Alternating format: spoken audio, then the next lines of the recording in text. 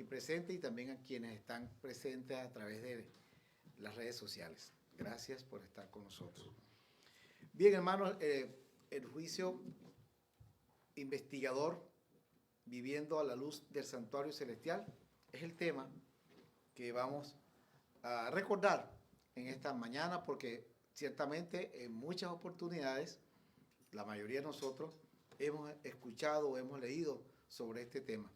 Ojalá que haya alguien que lo oiga por primera vez, porque lo va a alentar de lo que va a ocurrir o lo que ya está ocurriendo. Muy bien. Vivimos en un tiempo en el que las noticias parecen cada día desbordarse de injusticia, de violencia, de incertidumbre, como comentábamos hace rato en la lección de escuela sabática, ¿no? El mundo clama por un juicio, hermanos, por un juicio que sea verdadero, que sea justo, sin corrupción y sin favoritismo, como usualmente se ve hoy, ¿no? En casi todos los países del mundo. La Biblia, mis queridos hermanos, anuncia que Dios sí va a realizar ese juicio, un juicio con estas características, ¿no? Verdadero, justo, sin corrupción, sin favoritismo, y además eso podemos agregarle con amor, hermano. Esa es la característica fundamental de nuestro Señor, el amor, ¿no? Un juicio que el Señor no hace para destruir la esperanza, sino todo lo contrario, un juicio que afirma la esperanza, hermano. Porque el ser humano por naturaleza clama por justicia. Siempre hemos deseado esto. Siempre, desde que el ser humano existe. El juicio investigador, enseñado en la Biblia y reafirmado en los escritos de nuestra hermana Elena G. de White, no es un mensaje, hermano, de terror, sino una revelación del carácter de Dios, quien en su amor examina, vindica y salva a quienes han confiado en Cristo. Entonces, el juicio investigador es beneficioso para nosotros, para los que hemos confiado en Cristo, para los que nos mantengamos en esta fe hasta aquel día en que el Señor venga, ¿no? Muy bien, hermano. En el título hablábamos de que andando en la luz del santuario, porque en el santuario se nos habla sobre esto, sobre el juicio, ¿no? La Biblia presenta claramente que hay un santuario en el cielo, donde Cristo ministra en favor de la humanidad. ¿Sí? Ese tema del santuario quedó fuertemente vindicado cuando el gran chasco. ¿Recuerda? Entonces, vamos a ver lo que opina o lo que escribió el siervo, el apóstol Pablo, en Hebreos capítulo 8, verso 1 y 2. Vamos a leer a continuación. Dice, ahora bien, el punto principal, lo que venimos diciendo es que tenemos tal sumo sacerdote, el cual se sentó a la diestra del trono de la majestad en los cielos, ministro del santuario y de aquel verdadero tabernáculo que levantó el Señor y no el hombre. Entonces el verdadero tabernáculo no lo hizo el hombre, no fue Moisés con el resto de los hermanos que le acompañaban, ¿no? Sino el verdadero hermano está actualmente en el cielo. Está vigente. El que hizo Moisés, lo perdimos de vista. No sabemos dónde fue a parar, ¿verdad? No hay pruebas dónde está o dónde quedó. Pero sí tenemos la certeza de que el verdadero está en este momento. Y que nuestro Señor Jesucristo está como sumo sacerdote ya. El santuario terrenal era una sombra del verdadero santuario celestial. Hebreos 8:5 dice lo siguiente: los cuales sirven a lo que es figura y sombra de las cosas celestiales que se le advirtió a Moisés cuando iba a erigir el tabernáculo, diciéndole, mira, haz todas las cosas conforme al modelo que se te ha mostrado en el monte. ¿Cuál modelo le mostró el Señor en el monte? El verdadero. Mira el verdadero, vas a hacer una copia, lo vas a hacer así. Y se le indicaron todos los detalles de ingeniería, ¿no? Todas las distribuciones, las medidas, todas las características, todo eso fue indicado de una manera precisa. Y el siervo Moisés, con los demás hermanos temerosos, lo hicieron tal cual el Señor Jesús lo había ordenado, ¿no? Pero ¿era qué? Una sombra, no era el verdadero. Una figura. En Hebreos capítulo 9, versos 23 y 24 leemos lo siguiente. Fue pues necesario que las figuras de las cosas celestiales fuesen purificadas así, pero las cosas celestiales mismas son mejores sacrificios que estos. Porque no entró Cristo en el santuario hecho de mano, figura del verdadero, sino en el cielo mismo, para presentarse ahora por nosotros ante Dios. Confirmado, ¿verdad? El apóstol Pablo le fue mostrado. Inspirado por el Espíritu, escribió esto para aquel entonces y para nosotros hoy. Entonces, recordamos, hermano, que en el día de la expiación el sumo sacerdote entraba en el lugar santísimo una vez al año, ¿no? Y casualmente, ¿cuál era el objetivo? Limpiar el santuario. Purificar el santuario. ¿De qué? ¿De qué debe purificarlo? De los pecados que se iban acumulando cada vez que se entraba ya, ¿no? Durante el resto del año. Entonces este era un día muy especial. Y ahora vamos a hablar entonces, vamos a definir qué es el juicio investigador. ¿Cuál es su fundamento bíblico? El juicio investigador, hermano, es la fase del juicio divino que ocurre antes de la venida de nuestro Señor Jesucristo, ¿no? Donde los registros celestiales se examinan para demostrar públicamente la justicia de Dios y la autenticidad de la fe de su pueblo. Vean la importancia que tiene este juicio, ¿no? Y fíjense ustedes que no es muy diferente el procedimiento de revisión como se hace en los juicios que hoy tiene el hombre, ¿no? Se llevan unos registros, ¿verdad? Y esos registros se examinan, se muestran. Y en base a esos registros, el juez toma una decisión que le llamamos nosotros aquí sentencia. Sentencia. Que es el pago que va a recibir la persona a causa de sus acciones, ¿no? ¿Cuál es el fundamento bíblico? Hay muchos, hermanos. Vamos a analizar unos pocos por causa del tiempo. En el capítulo 7 de Daniel, el verso 9 y 10, ya leíamos una parte hace rato, se nos habla sobre esto. Porque en ese capítulo se dice que los libros se abren en el cielo. El 9 dice textualmente así: estuve mirando hasta que fueron puestos tronos y se sentó un anciano de días cuyo vestido era blanco como la nieve y el pelo de su cabeza como lana limpia. Su trono, llamas de fuego, y la rueda del mismo, fuego ardiente. Qué figura, ¿no? Qué figura tan increíble. El 10 dice: un río de fuego procedía y salía de delante de él. Millares de millares le servían y millones de millones asistían delante de él. El juez se sentó y los libros fueron abiertos. Daniel 8:14, hablando ya del futuro, dice: hasta 2300 tardes y mañanas, luego el santuario será purificado. Ya fue decretado, fue anunciado que ese santuario era menester que fuese purificado como la figura que estaba aquí en la tierra cuando el tiempo de Moisés. Apocalipsis capítulo 14, versos 6 y 7 dice lo siguiente.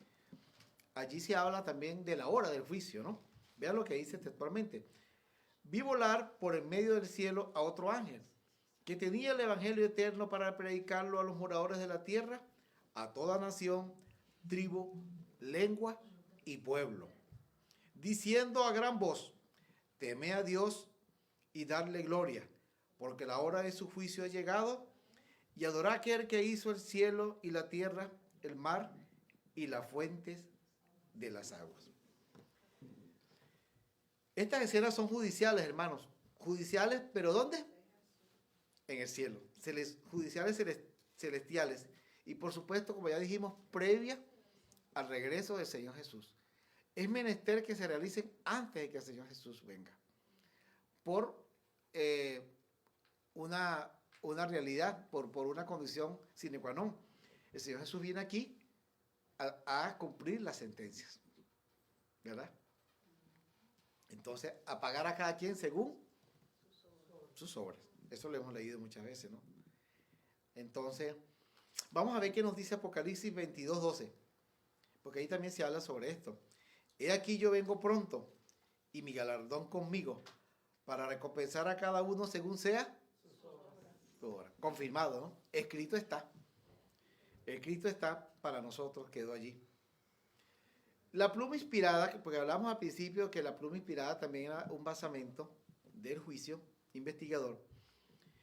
Y casualmente, hermano, en el libro Conflicto de los Siglos, nuestra hermana presenta el juicio celestial como un proceso ordenado. Vea cómo lo escribe ella, como un proceso ordenado, transparente, en el cual se examinan los libros de los registros y donde Cristo media en favor de los creyentes.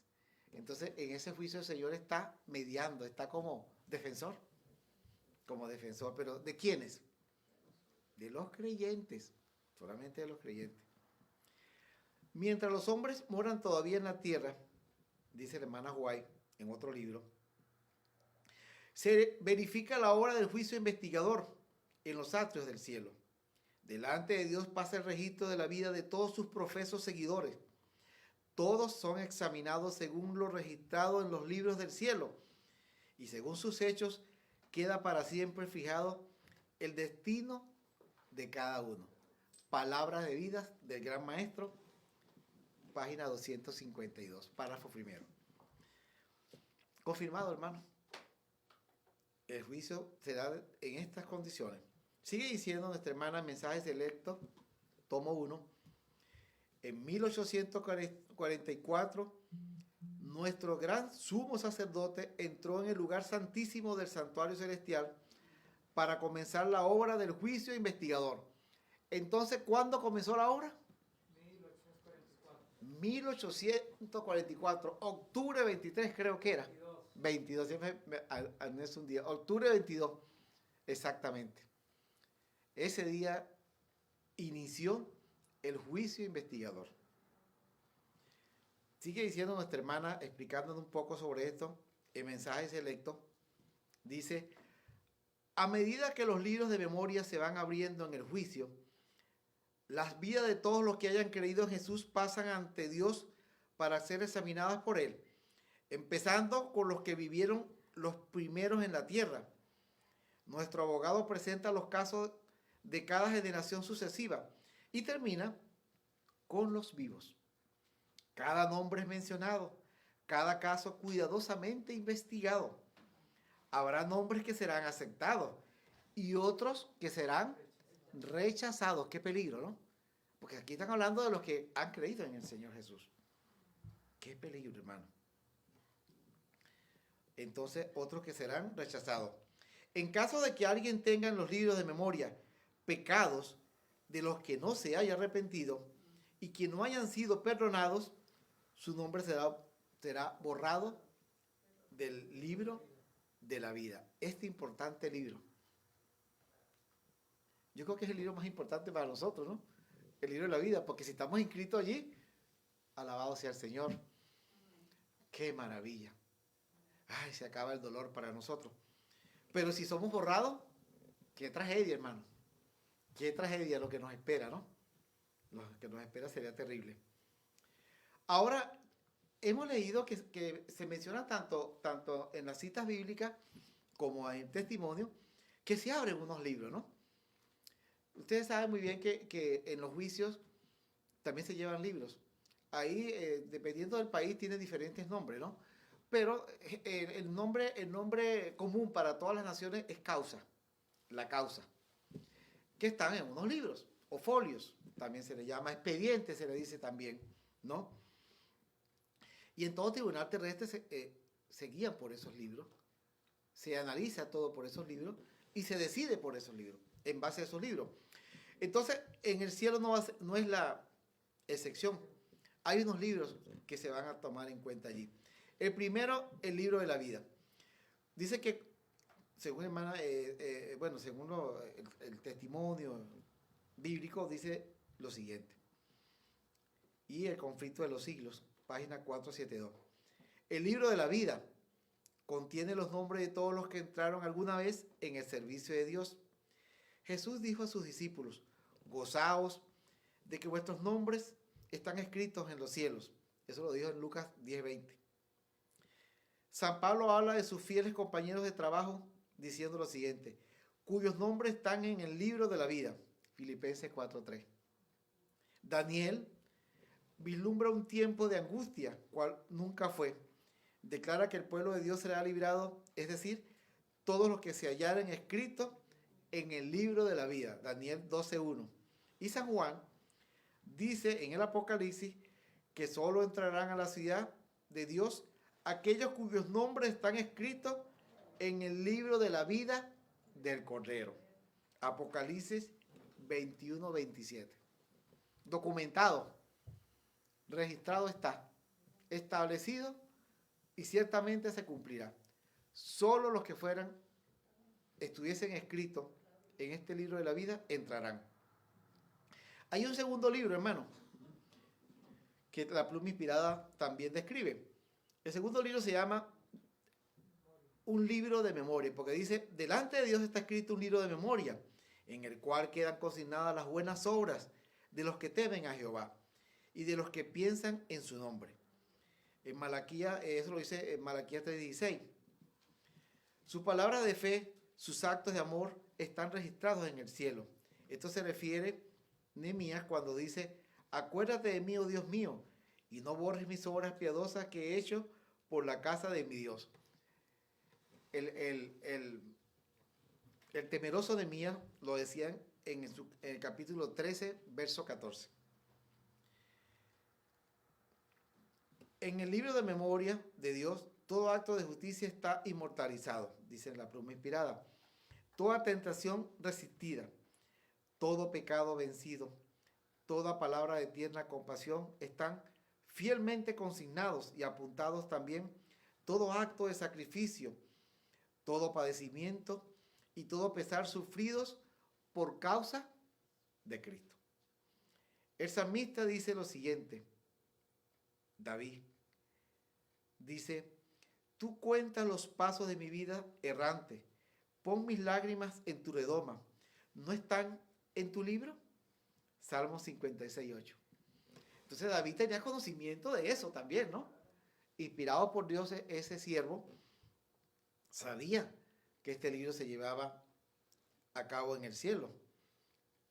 Hay un tercer libro, hermano. Hay además un registro en el cual figuran los pecados de los hombres. Pues que Dios traerá toda obra a juicio juntamente con toda cosa encubierta, sea buena o sea mala. Decía Salomón en Eclesiastés 12:14, ¿no? De toda palabra ociosa que hablaran los hombres, darán cuenta en el día del juicio. Dice el Salvador, por tus palabras serás justificado y por tus palabras serás condenado. Mateo 12:36 y 37. Las palabras, ¿no? Que el mundo dice se las lleva el viento, pero no es así. No es así. No es así. Porque cada palabra, sea buena o mala, queda registrada. Y el ser humano tiene la tendencia a ser muy ligero con las palabras. Lo hacemos. Pero, oh Dios mío, debiéramos de tener toda prudencia. Debiéramos de pensar cada palabra que vamos a decir.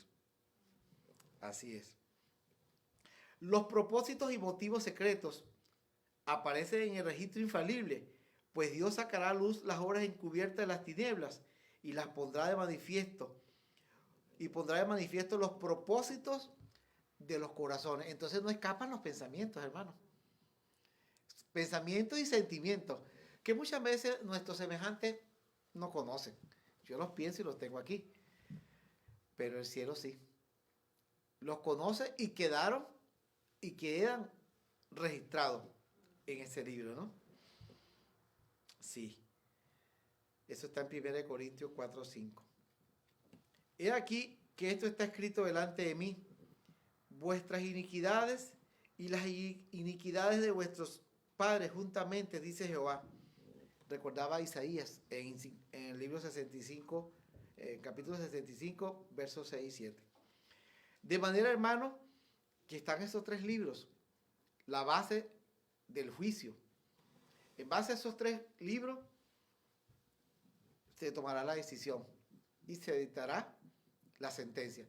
Ustedes saben que las sentencias son positivas para el acusado y a veces negativas, ¿no? Cuando se halla culpable, pues la sentencia es negativa. Hay que cumplir una penalidad, ¿verdad? Pagar un costo. Pero cuando cuando se demuestra que es inocente, entonces queda absuelto y queda vindicado, hablando aquí de la tierra, queda vindicado ante la sociedad, ante el país, ante la ley. Es inocente, es declarado inocente. Aquí pues es más delicado el asunto, porque no está en juego la vida pasajera, sino la vida eterna. Y qué bonito cuando se dicte sentencia, ha sido hallado suficiente, no ha sido absuelto, ha sido hallado salvo. Qué bueno. Hermano, analicemos por qué es necesario el juicio investigador.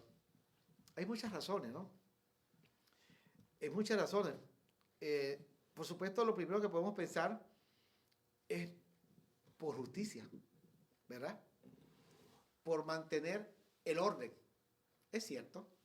Se habla mucho en la tierra de la ley y el orden. Porque la ley, aquí en la tierra la ven como sinónimo de orden. Y ciertamente así lo es. Y en el cielo aún más, ¿verdad? Pero una de las primeras razones es simplemente para demostrar que Dios es un Dios justo. Porque Dios ha sido acusado. Sabemos por quién, ¿verdad? ¿Y de qué lo ha acusado?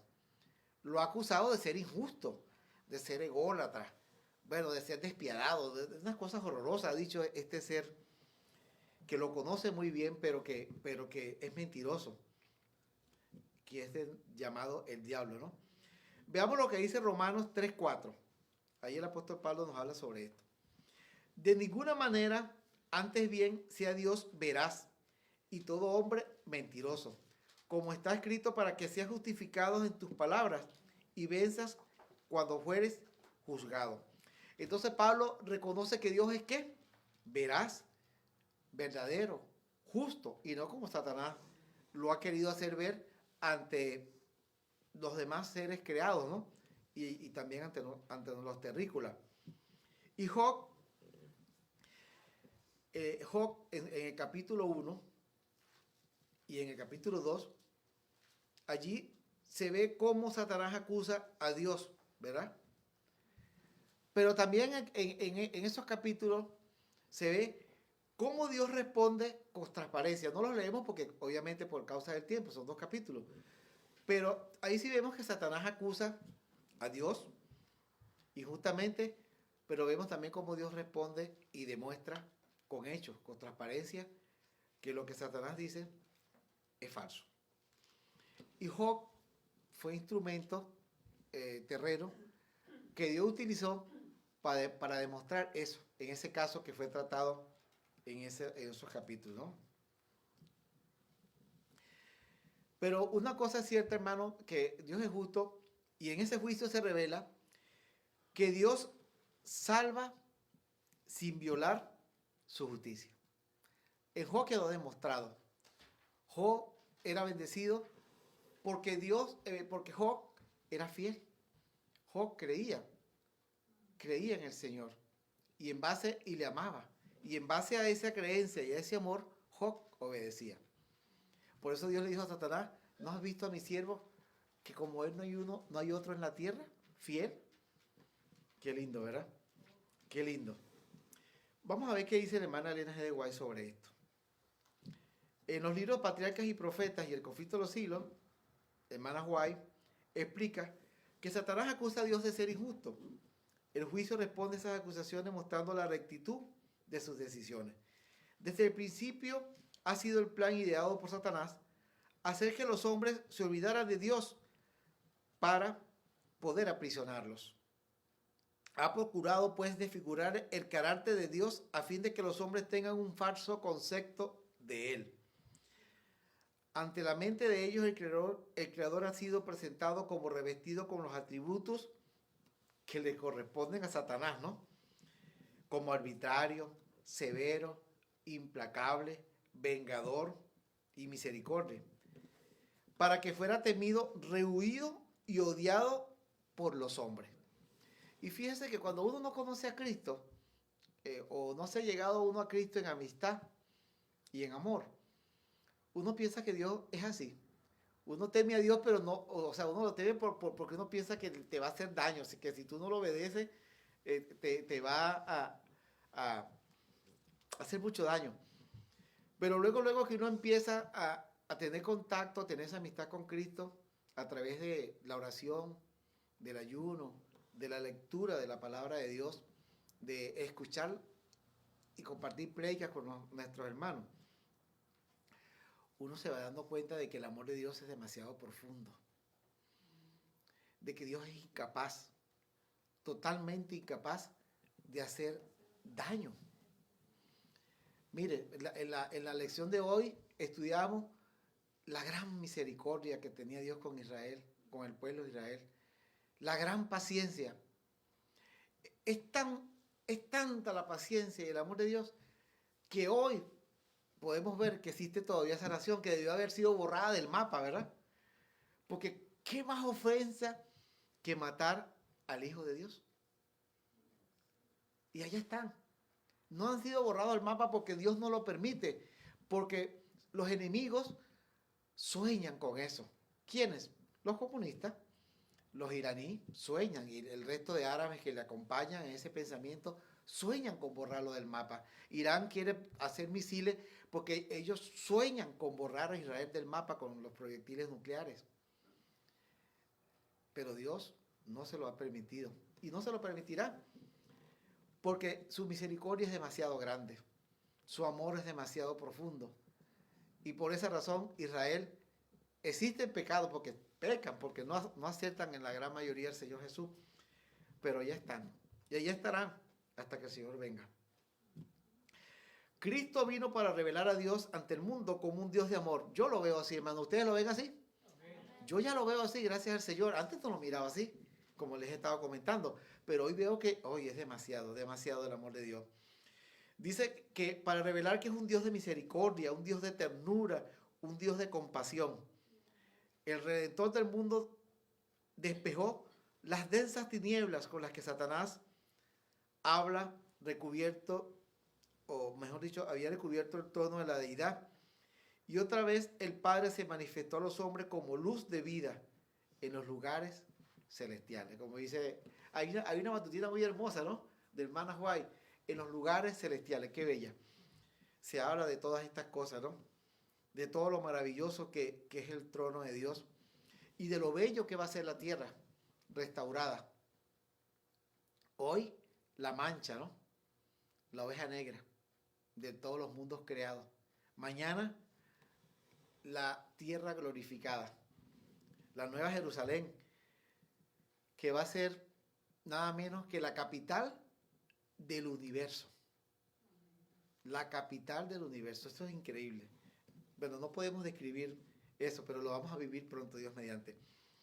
La segunda razón, hermano, por la que se está realizando en este momento el juicio, porque se está realizando en este momento, es para demostrar la autenticidad de la fe. ¿De quiénes? De los que han creído en Cristo, ¿no? Dios no necesita examinar registros, dice. Los seres creados, sí. El juicio revela quién ha aceptado genuinamente la gracia de Cristo y quién solo la ha profesado sin conversión. Qué peligro, ¿verdad? Qué peligro venir a la iglesia, escuchar, participar, vestir como ellos, quizás hablar como ellos, pero el peligro está en no sentir como los fieles. No tener una conversión genuina. Por eso debemos pedir cada día que el Señor nos permita llegar a ese nivel. Porque el pastor decía en la introducción que nosotros somos pecadores, somos defectuosos. Pero debemos tener siempre nuestro norte, avanzar, mejorar. ¿Tenemos la capacidad nosotros de hacer eso? No, no la tenemos. Pero en Cristo somos vencedores. Eso sí es verdad. En Cristo somos vencedores, ¿no? Cuando un poder nos protege, es imposible que nos llegue el mal. Yo les comentaba que Israel ha querido ser borrada del mapa desde hace más de 2000 años. Pero ¿ha sido Israel borrada? No. ¿Por qué? Porque hay un poder superior que la protege, aun cuando son pecadores todavía.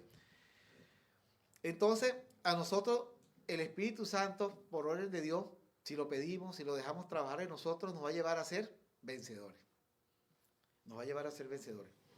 Vamos a ver esa base, ¿no? Esa base bíblica de la autenticidad de la fe. Mateo 7, verso 21 al 23, demuestra que profesión sin obediencia no salva. Vamos a leerlo. ¿Alguien lo tiene a mano para que me colabore rápidamente leyéndolo? 7, 21 al 23. Dice, no todo el que me dice Señor, Señor entrará en el reino de los cielos, sino el que hace la voluntad de mi Padre que está en los cielos. Muchos me dirán en aquel día, Señor, Señor, ¿no profetizamos en tu nombre y en tu nombre echamos fuera a demonios y en tu nombre hicimos muchos milagros? Y entonces les declararé, nunca os conocí, apartaos de mí, hacedores de maldad.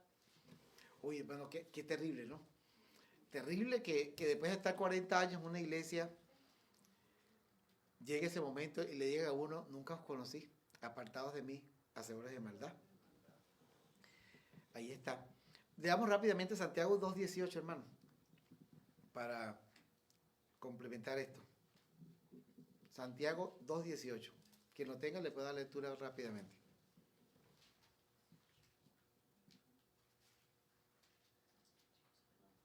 Dice, pero alguno dirá, tú tienes fe y yo tengo obras. Muéstrame tu fe sin tus obras y yo te mostraré mi fe por mis obras. Entonces, hermano, en ese juicio, como ya hemos comentado, se va a analizar todo. Y se va a analizar las obras que se hicieron por fe y las obras que se hicieron, pero no por fe, sino por apariencia, ¿no? Por eso entonces es importante y sumamente necesario tener una genuina conversión. El hombre no lo puede decretar, pero lo podemos demandar de Dios y Él nos lo dará. En el deseado de todas las gentes, nuestra hermana enseña que el carácter, no las palabras, es lo que se registra en los libros del cielo. Las intenciones, los sentimientos, por lo que esas palabras se han pronunciado, ¿no? Entonces, ahora, ¿cuándo comenzó el juicio investigador? Lo decíamos hace rato, pero vamos a documentarlo, ¿no? Porque eso está perfectamente señalado en las profecías de las 2300 tardes y mañanas, en Daniel 8 y 9, ¿no? Daniel 8:25 habla del inicio, ¿verdad? Del inicio de eso. ¿Lo puede leer, por favor, rápidamente, que yo no lo coloqué aquí por... Daniel 8:25. Ahí habla del inicio de esa profecía. Y con su sagacidad hará prosperar el engaño en su mano, y en su corazón se engrandecerá, y con paz destruirá todo a muchos, y contra el príncipe de los príncipes se levantará, mas sin mano será quebrantado. Uh-huh. Entonces, sabemos, hermano, cuando hemos estudiado, porque ese es un tema muy profundo, muy largo, la profecía de los 2300 tardes y mañana, pero sabemos que se inició con el decreto de restauración de Israel del último de los 3 reyes que lo pronunció, que fue Artajerjes, ¿no? Artajerjes Andímano, algo así. Longímano. Y eso va en el año 457 antes de nuestro Señor Jesucristo, ¿verdad? Y el tiempo nos lleva completico, esos 2300 años, a octubre de 1844. No lo vamos a estudiar ahorita por causa del tiempo, pero sabemos que es así. Y ya lo hemos estudiado en otra oportunidad y lo seguiremos estudiando posteriormente también, porque es muy importante manejarlo, ¿no? Porque esa es la esencia del mensaje adventista, mensaje del advenimiento. Que en 1844, como ciertamente así es, el Señor se movió del lugar santo que estaba, desde que ascendió aquel día allá en Betania, desde que ascendió, se ubicó en el lugar santo, pero en 1844, en aquel día 22 de octubre, se movió entonces para el lugar santísimo, donde está en este momento como juez y como sumo sacerdote, como abogado de nosotros, ¿no? Muy bien. Entonces, estamos claros con respecto a esto. Ahora, ¿qué sucede en el juicio investigador? Hemos leído ya que se examinan los libros, ¿verdad? Los que ya mencionamos, ¿no? Los 3 libros, ¿sí? Y sobre eso hablaban sus siervos.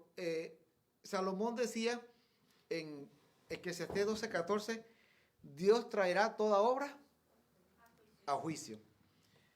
Mateo 12:36 decía que aún las palabras ociosas serán consideradas, ¿no? Y en Apocalipsis 20:12 dice que los libros se abrieron, porque ciertamente están abiertos en este momento. Primero se iba a empezar con la primera generación, el juicio, ¿no? ¿Con quiénes? Adán y toda esa primera generación. Y sucesivamente iban a ir con cada generación, la de Noé, luego con las que vinieron después del diluvio. Y es muy posible de que ya estén iniciando con los vivos, con los que estamos vivos. Y eso sí es verdad que es un riesgo bastante alto, ¿no? Entonces, Cristo es nuestro abogado. Lo que sucede en el juicio es que empieza en la examinación de los libros, ¿no? Pero también, como hemos dicho, Cristo está allí como defensor. Está como defensor. ¿Quién sería entonces el acusador? Ese es el fiscal del distrito. O mejor dicho, el fiscal, el máximo fiscal, ¿no? El que está allí acusándonos. Primero de Juan 2:1 dice, abogado tenemos para con el Padre. ¿A quién? A Jesucristo el justo. Y Hebreos, dice el apóstol Pablo, Él vive para interceder por nosotros. Entonces tenemos esas dos condiciones, ¿no? Ahí está. Y hay otras citas bíblicas que certifican esto.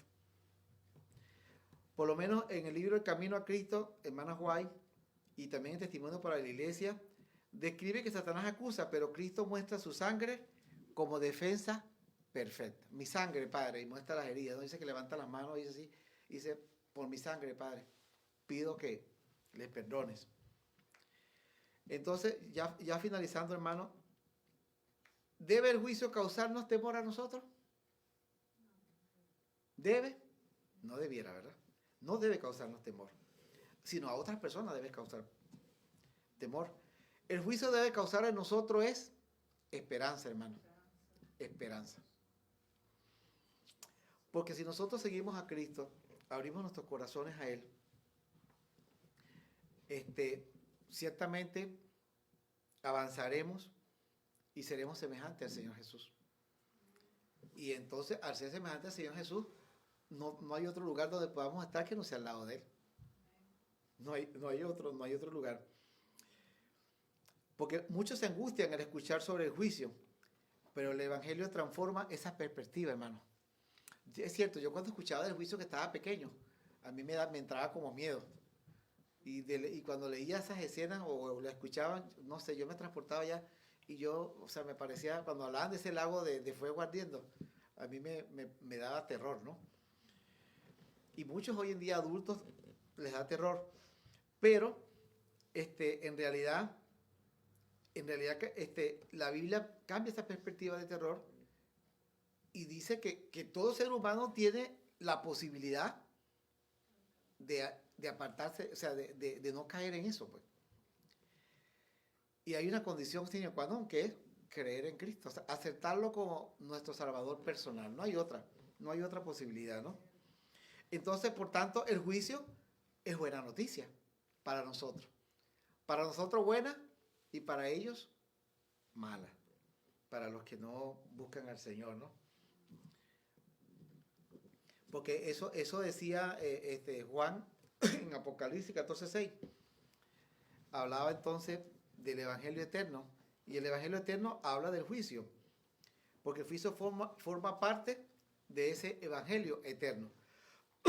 Que no es, el juicio no es contrario al Evangelio, sino es parte del Evangelio. Y nos llena de mucha esperanza. Porque el Evangelio son buenas nuevas de salvación.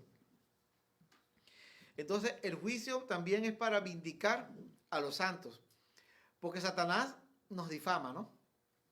Y Satanás, fíjense ustedes cómo Satanás estaba difamando delante de Dios a Job. ¿Quién le decía? Satanás decía que Job era un ambicioso,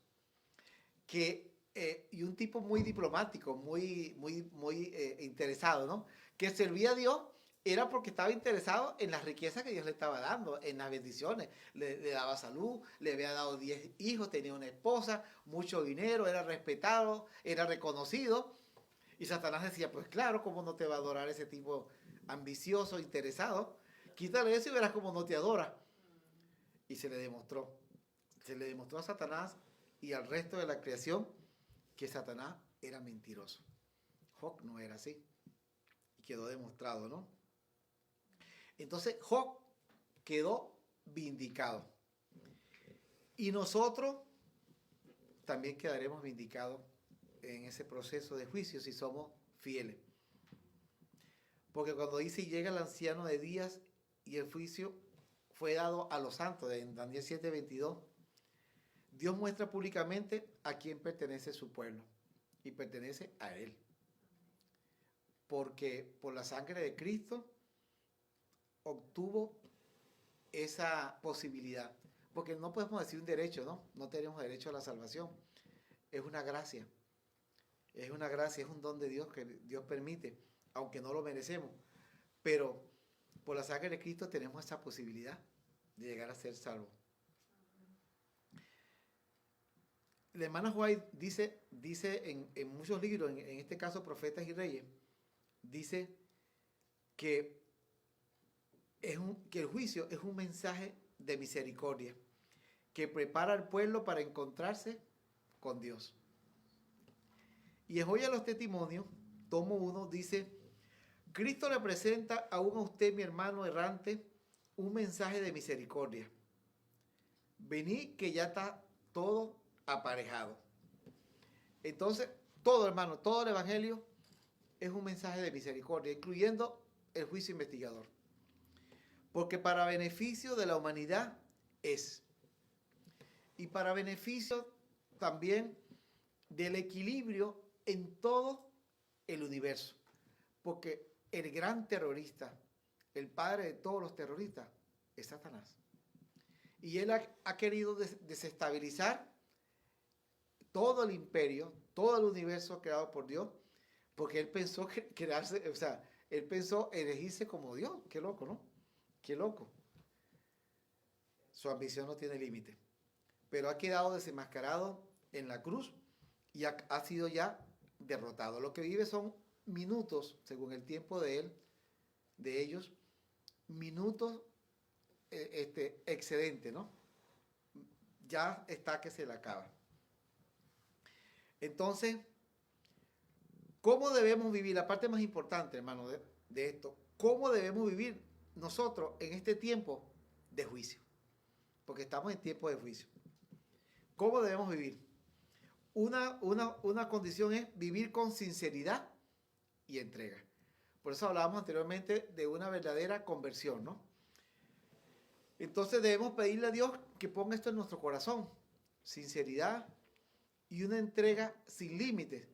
Dentro de poco será demandado de nosotros los bienes que tenemos. Porque no los vamos a llevar.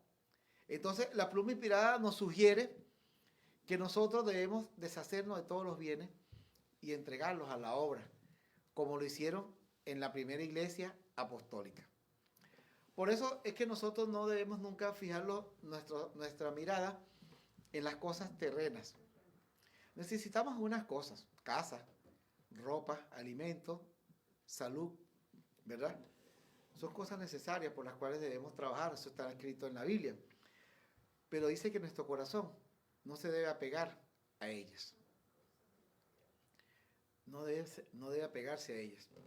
Entonces, debemos vivir de esa manera, con una sinceridad y con una entrega total, de nosotros primeramente y de todo cuanto tenemos. Decía Pablo en 1 Juan 3:3, todo aquel que tiene esta esperanza, en él se purifica a sí mismo. Y David, examíname, oh Dios, decía David en el Salmo 139, qué lindo, David hablaba de una manera tan sincera, ¿no? Tan vehemente. Y él le decía, examíname, oh Dios. David pedía un juicio investigador para él. Él lo pedía, no lo temía, no lo rehusaba, sino lo pedía. Y su hijo, Salomón, decía, teme a Dios y guarda sus mandamientos, porque este es el todo del hombre, ¿no? Lo decía en Eclesiastés 12:13. Entonces debemos vivir con sinceridad y con entrega. También debemos vivir con confianza en Cristo. Significa con fe, porque fe es confianza, ¿verdad? Debemos confiar en que ese sacrificio que Él hizo valió la pena y que a mí me incluye y que a ti te incluye. Que para eso fue y que Él es sumamente feliz cuando nosotros aceptamos su sacrificio. Así como nosotros humanamente en el pecado nos sentimos regocijados cuando nuestros hijos o nuestros familiares o las personas a que ayudamos lo reciben de buen agrado, ¿verdad? ¿Sí? Porque ¿sabes qué es horrible? Que uno le lleva algo a un ser querido que uno sabe que es bueno para él o ella y entonces se lo da y esta persona lo recibe de mal agrado. Déjalo por ahí. No me interesa. No quiero nada. Eso duele mucho. Duele mucho. Y obviamente al Señor también le duele cuando uno no recibe esta maravillosa posibilidad, esta gracia, este don de salvación. Entonces, el juicio no se gana por méritos personales, sino por la justicia de Cristo, ya lo hemos hablado, ¿no? Y por último se nos pide, hay muchas citas que nos hablan sobre esto, Filipenses 3:9, Romanos 8:1, Lucas 21:28, todos nos dicen que en nosotros no hay méritos para la salvación, sino que los méritos nos los da, por los méritos de Cristo que podemos ser salvos, ¿no? También se nos exige, y es necesario, que lleguemos a ser semejantes a Cristo. Entonces debemos vivir ¿en qué? En santidad. En santidad. Porque si Cristo es santo y nosotros necesitamos llegar a ser semejantes a Cristo, pues obviamente necesitamos llegar a ser santos. Ya, necesitamos llegar a ser santos. Hermana White insiste en que una vida consagrada, no por temor, sino por amor, es la evidencia de que hemos recibido el poder transformador de Cristo. Debemos entregar todo nuestro corazón, dice ella, a Dios, o jamás se obrará en nosotros el cambio que nos restaurará a su semejanza.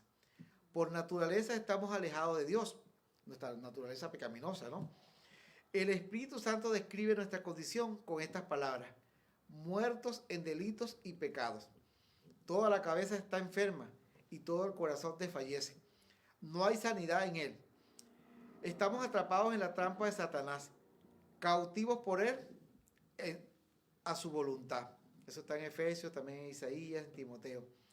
Dios desea sanarnos, desea liberarnos, pero como esto requiere una transformación completa, una renovación de toda nuestra naturaleza, debemos entregarnos por completo a Él. Eso está en el Camino a Cristo, capítulo 5, lo que acabo de leer. Entonces, se nos demanda una entrega no parcial, sino total, hermano. Una entrega total. Y para eso solamente el Señor Jesús nos puede ayudar a través de su Espíritu Santo.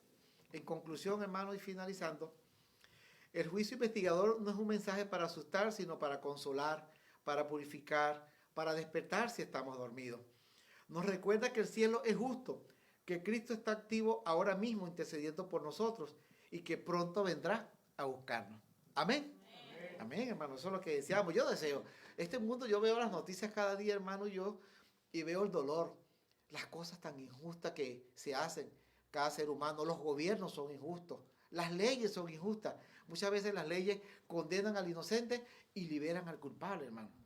En todos los países de la tierra se ve esto. Eso es muy doloroso. Y hoy por hoy, hermano, los que más sufren, que es lo que más duele, el ataque frontal de Satanás a través de la humanidad que le sigue, es contra los niños. Los niños, hermano, son los que están sufriendo más hoy en día.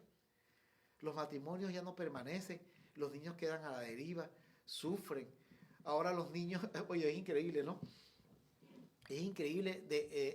Le contaba a un hermano allá en México a mi familia allá, y él decía que en México todo tiene precio en cuanto a los niños, ¿no? Un corazón, tantos miles de pesos. El riñón, tantos miles. El páncreas, tantos miles. El hígado, tanto, ya lo tienen los ojos.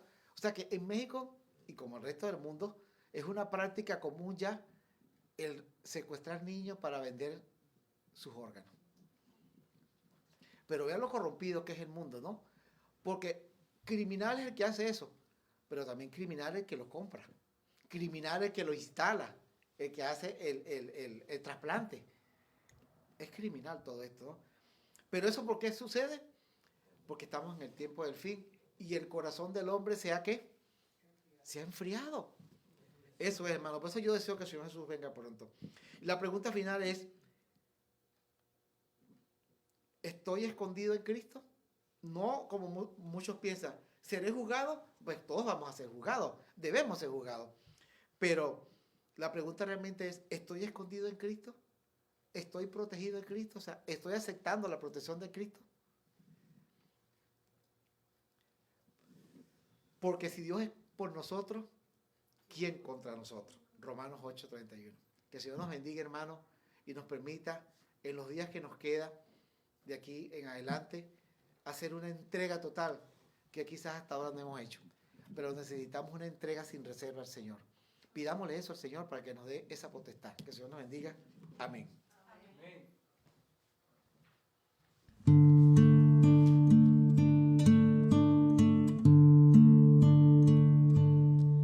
Señor, vengo a tu presencia con honesta reverencia, susurrando el nombre que da paz, y me lleno de emociones por tu gracia y bendiciones, al ver que solo quieres conversar,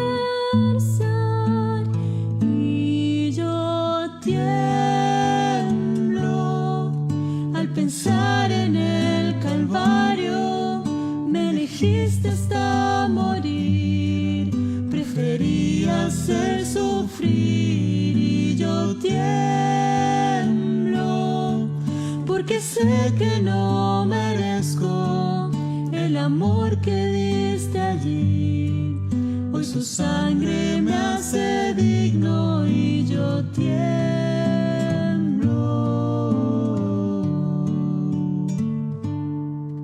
Nunca dejes que me olviden, puedo estar frente a tu trono cuando por tu nombre clamo así. Y al estar en tu presencia, mi corazón late con fuerza, pues tu gracia me ha encontrado otra vez. Y yo tiemblo al pensar en el Calvario. Me elegiste hasta morir, preferías el sufrir, y yo tiemblo porque sé que no merezco el amor que diste allí. Hoy tu sangre me hace digno y yo tiemblo.